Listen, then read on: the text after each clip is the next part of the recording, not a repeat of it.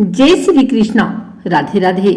आइए जानते हैं जो साल भर नहीं जला पाते हैं धूप, अगरबत्ती या दिया, वो किस दिन 365 दिए को एक साथ जलाकर साल भर की पूजा और साधना संपूर्ण करते हैं।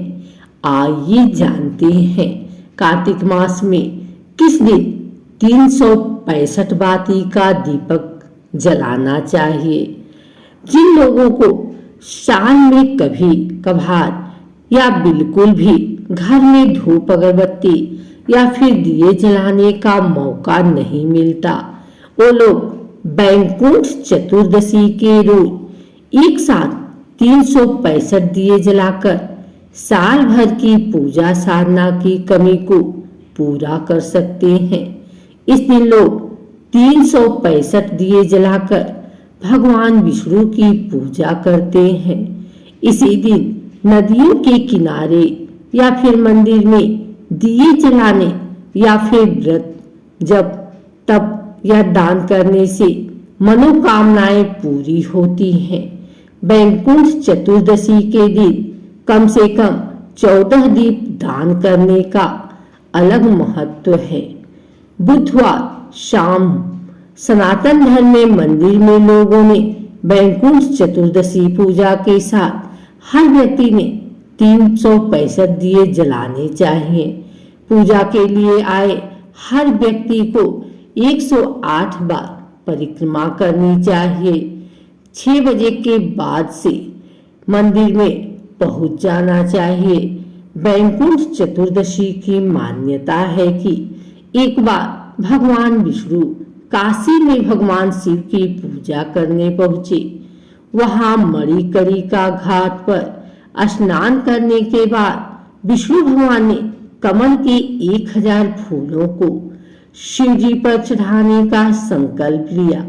लेकिन जब भगवान विष्णु पूजा करने लगे तो भगवान शिव ने भक्त की परीक्षा लेने के लिए एक कमल को अदृश्य कर दिया।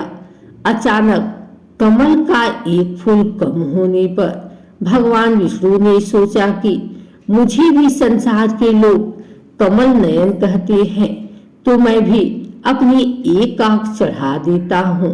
तभी भगवान शिव प्रकट होकर भगवान विष्णु से बोले कि हरि, तुम्हारे सम्मान संसार में मेरा कोई दूसरा भक्त नहीं है, इसलिए आज से कार्तिक मास के शुक्ल पक्ष की चतुर्दशी को अब वैकुंठ चतुर्दशी के नाम से कहलाएगी।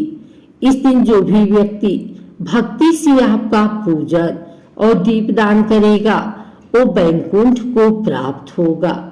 तभी से वैकुंठ चतुर्दशी के दिन इस तरह दीप जलाने की परंपरा है। दीपदान क्या होता है, कैसे करते हैं और क्या है इसके फायदे।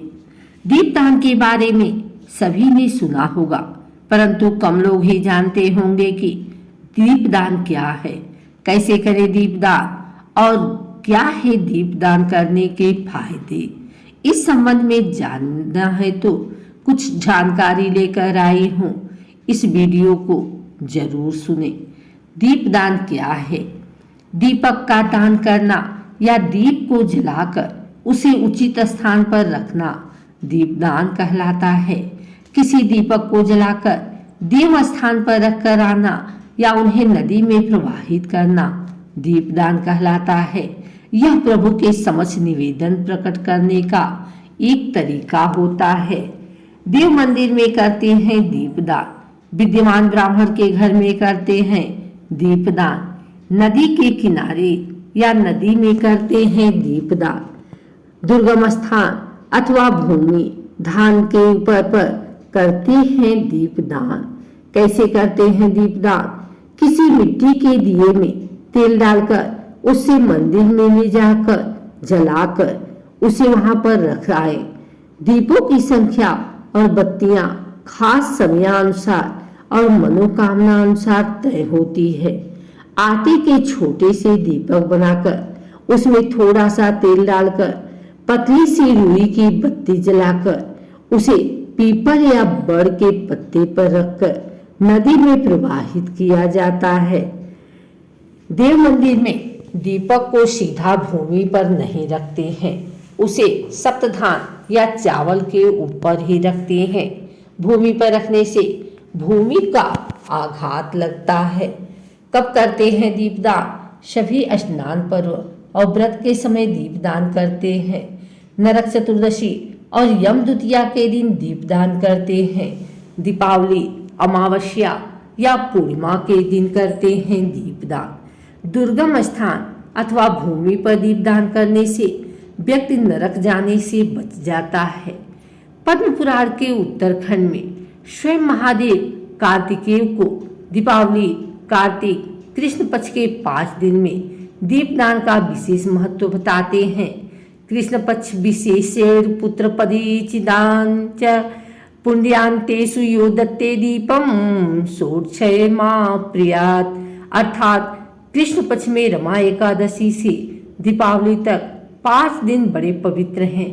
उनमें जो भी दान किया जाता है वह सब अक्षय और संपूर्ण कामनाओं को पूर्ण करने वाला होता है। दीपदान करने के फायदे। अकाल मृत्यु से बचने के लिए करते हैं दीपदान। अपने मृतकों की सद्गति के लिए करते हैं दीपदान। लक्ष्मी माता और भगवान विष्णु को प्रसन्न करने, उनकी कृपा हेतु करते हैं दीपदान। यम, शनि, राहु और केतु के बुरे प्रभाव से बचने के लिए करते हैं दीपदान। सभी तरह के अलाबला, गृह कलह और संकटों से बचने के लिए करते हैं दीपदान। जीवन से अंधकार मिटे और उजाला आए, इसीलिए करते हैं दीपदान। मोक्ष प्राप्ति के लिए करते हैं दीपदान।